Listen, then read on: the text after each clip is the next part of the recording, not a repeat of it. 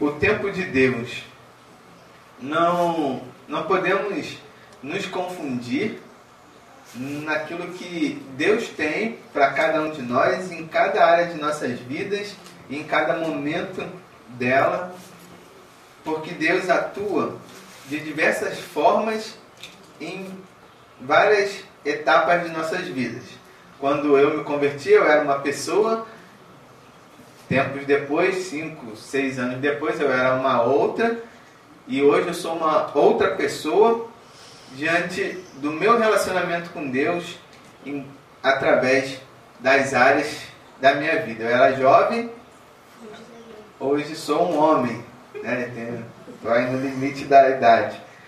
Quando eu me converti, eu era alguém que Deus falava de uma forma, trabalhava de uma forma, e hoje eu sou outra, totalmente diferente. Deus tem um tempo para a sua vida como um todo, e só ela, só você e ele. Deus tem um momento para a sua família e para trabalhar em você diante da sua família, a sua igreja e na sua história como um todo. Há momentos de atuações específicas em cada área de nossas vidas, assim como há em cada época em que estamos vivendo. Coloquei para a nossa reflexão de hoje o texto, a frase que está lá, volta aí. O tempo de Deus na sua vida, primeiro. Minha esposa vai ler o verso de Gênesis 6, 1 e 2.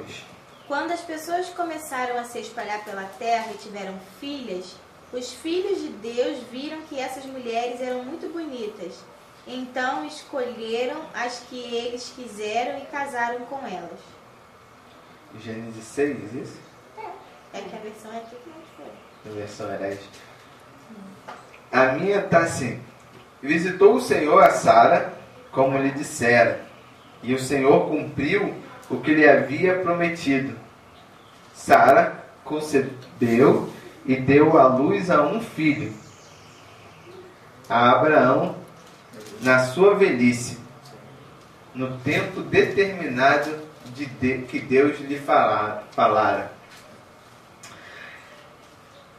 Tempo de Deus falar a nós. E eu fui procurar um pouquinho sobre o porquê Deus está falando que é no tempo dele, e especificamente no tempo em que Deus falou, ou que Deus falara, como está escrito. E aí eu achei lá no original a palavra em hebraico que foi usada é dobar, que significa conversar, avisar ou falar, ou como uma promessa de Deus. E aí fica a pergunta, para essa época da sua vida, o que Deus te prometeu? O que Deus tem te prometido? O que Deus te prometeu, Ele vai te dar. Os planos de Deus na sua vida vão se cumprir no tempo de Deus. Nosso maior desafio é entender o que Deus tem para nós, porque isso só vem dele. Não adianta a gente ouvir outros falarem. Nós é que temos que conversar para que a gente não se frustre. Ah, mas eu pedi tanto a Deus uma coisa. Você pediu, e o que Deus te prometeu, o que Deus te falou. Sara ficou esse tempo todo esperando para ter um filho. Passou por alguns momentos, inclusive de humilhação, de deboche, né? Era muito constrangedor à época ser alguém que aguardava, mas ela teve o seu filho, assim como todas as mulheres, e a Beatriz vai ter o filho dela, no tempo determinado de Deus, quando Deus falar com ela, quando Deus der a oportunidade a ela. Se não ouvirmos a Deus, podemos ser levados facilmente por falácias, promessas vãs ou profecias vazias e sem ética com a palavra de Deus. Eu poderia agora te dizer que o que eu acho melhor para a sua vida, o que eu penso em ser o melhor para a sua vida, mas eu sou apenas um homem. E aquilo que eu acho para a sua vida pode ser que esteja errado. E Deus precisa falar a você. Você precisa ouvir a Deus o que Ele tem específico para a sua vida. Nada se compara com ouvir de Deus. Se eu ouvir de Deus, eu vou até a África. E a África se torna agradável, né, para aqueles que... O Japão se torna bem mais perto. Qualquer outro compromisso missionário se torna atrativo quando se tem um chamado, quando se ouve a Deus. Mas quando ouvimos apenas o pastor, as notícias do campo missionário e coisas assim, oportunidades de nós servirmos, a gente acaba colocando desculpas, colocando empecilhos, e assim o chamado de Deus para cada um de nós precisa vir especificamente dele, e o tempo de Deus na sua vida específica precisa estar sendo direcionado por Deus. Pastor, o que eu devo fazer nessa situação específica? O pastor pode ajudar, assim como o psicólogo pode ajudar, o engenheiro. Eu vou fazer uma obra, o que eu tenho que fazer? O engenheiro vai te ajudar tranquilo. Só que, sobretudo e todos, você precisa ouvir de Deus o que Ele tem para a sua vida. Porque Deus tem uma unção específica para você. E esse é o tempo de Deus para você receber essa unção. Os pastores da antiguidade, eles ungiam as ovelhas com o óleo, ovelha natural, né? Pastor, não ministro, para que os insetos eram atraídos pela lágrima da ovelha. Então eles ungiam a cabeça da ovelha aqui e o óleo descia assim, né? Simplesmente para proteger as ovelhas, não para que as ovelhas ficassem mais fortes, mais poderosas, ou não, era para proteger, porque os insetos vinham, deixavam ali o coisa, criavam a larva e automaticamente as ovelhas ficavam enfermas. Hoje, nós temos essa unção de Deus como a graça de Deus que recai sobre nós cada dia, nos livrando dos insetos, nos guardando do mal, nos livrando do pecado e transformando a nossa vida. E nós precisamos, como a unção antes protegia as ovelhas dos insetos, nós precisamos de ser santos para poder ouvir a Deus.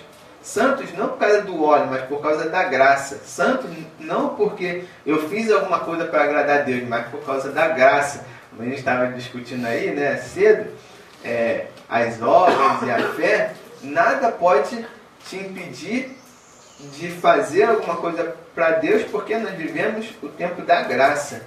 E nós somos separados para ser relevantes no cumprir a vontade de Deus. Mas como tem sido o nosso viver? Não importa quem vai te ouvir, quando ou que vão falar de você, quem vai te corrigir e algo assim. Quando somos separados por Deus, apenas Deus pode interromper o processo, apenas Deus pode nos conceder outro caminho a seguir, outra forma de ver, e nada pode nos impedir, né? Se Deus te chama, a África, como eu falei, é perto. Mas se o pastor te chama, o mata-machado se torna muito longe, porque é a voz de um homem. Então, já foi tudo lá. Que susto, né? Espera aí. Mas o tempo de Deus na sua vida precisa ser através desse falar de Deus, de um diálogo com Deus, de uma vivência com Deus. O segundo tópico lá é Deus, o tempo de Deus na sua família. Lê aí, o Adriano, Jó 29, versos de 2 a 6. Quem me dera ser como eu fui nos meses do passado, como nos dias em que Deus me guardava, quando a sua lâmpada luzia sobre a minha cabeça e com a sua luz caminhava através das trevas. Como era nos dias do meu vigor, quando o íntimo favor de Deus estava sobre a minha tenda, quando o Todo-Poderoso ainda estava comigo, e os meus filhos em redor de mim, quando os meus passos eram banhados em leite, e a rocha me deitava ribeiros de azeite. Jó, nesse momento, já no finalzinho ali da fase de depreciação total do ser humano, ele lembra dos tempos antigos em que as coisas estavam bem, que a despensa estava cheia e tal. E ele, entre outras coisas, ele vai dizer que isso era porque Deus, ou ele estava diante de Deus, e que Deus era quem iluminava a sua casa, quem cuidava dos seus filhos. E é interessante levar lá para o Novo Testamento, e Jó é um exemplo muito grande de família, porque a Bíblia vai dizer que ele orava, né, oferecia sacrifícios para que Deus perdoasse, se por um acaso, nem sabia, né? É diferente hoje. Hoje o filho vai para o baile funk, orando a noite inteira, e sabe mesmo que... Mas Jó nem... se por um acaso os meus filhos pecaram, eu vou fazer isso. E eu lembrei, nesse momento, daquela mulher, Ciro Felícia, que se encontra com Jesus na busca da cura da sua filha. E Jesus simplesmente a ignora. E ela continua, né? E aí depois Jesus vai fazer o que com ela? Vai discriminar ela. E depois, por último, Jesus ainda humilha ela. E aquela mulher permanece firme na sua busca. Para quem não está lembrado, é aquela que vai e Jesus fala, finge que não está ouvindo, e depois Jesus fala que ele veio para os que são da casa de Israel, e depois que ele não tinha que dar comida aos cachorrinhos. Primeiro fingiu que a mulher não existia, depois falou que ela não era de Deus, e depois não chamou ela de cachorrinho. Mas ela fez o quê? Permaneceu firme, e ela falou o quê? Mas até os cachorrinhos comem as migalhas. E Jesus vai falar para ela o quê? Nunca vi, ou até agora ainda não tinha visto, fé como essa. Então aí Jesus vai e cura a sua filha. Quando nós buscamos Jesus por restauração, conversão de nossos familiares, a gente precisa estar pronto para isso. Para nos sentirmos ignorados. Pô, Jesus não está ouvindo minha oração, estou orando pelo meu pai, estou orando pela minha mãe, pelo meu marido, pelo meu filho, tanto tempo. Essa mulher passa por isso. Depois, a questão da discriminação, não, mas você está assim porque, né, a família já nasceu assim e tal, e assim por diante. Precisamos estar, quando oramos pelos nossos familiares, pelas pessoas da nossa família, foi até que eu comecei com a Bia. Deus pode curar seu pai? Pode, só que Deus o relacionamento de Deus com o seu pai não tem nada a ver com o seu, com a sua fé ou com a nossa fé diante de Deus. Por quê? Porque cada pessoa, passando da sua adolescência, vive o seu relacionamento com Deus. Deixou de ser criança, é uma pessoa diante de Deus, né? Assim como a Marcinha está aqui e a Bruna não está. A Bruna já tem idade, não é mais criança, então ela já passa a ser responsável pela vida dela diante de Deus. Deus tem uma intensa vontade de abençoar a todos, de fazer se realizar os nossos sonhos, de atender as nossas orações em relação aos nossos entes queridos, nossos familiares. Mas cada um é responsável pela sua própria vida. Como eu falei, depois de criança, nossa busca, nossa súplica em favor dessas pessoas, dos nossos, não faz interferência no relacionamento deles com Deus, né? O nosso relacionamento com Deus não interfere no relacionamento deles com Deus. A gente até pede para Deus ter misericórdia, para Deus mostrar, para Deus trabalhar, e precisamos continuar pedindo. Mas isso é uma coisa, é problema da pessoa com Deus. E as nossas orações ajudam? Ajuda, é claro que as nossas súplicas, mas não que isso tenha, não, eu orei, Deus é obrigado a fazer porque eu estou servindo a Deus. Né? A Marcinha vai falar, não, eu venho aqui, eu vá à igreja, eu faço isso, então Deus tem que salvar minha filha, Deus tem que converter minha filha, ou alguma coisa, não. Seu problema é o seu problema, Deus é Deus e ela é ela. Lembrei também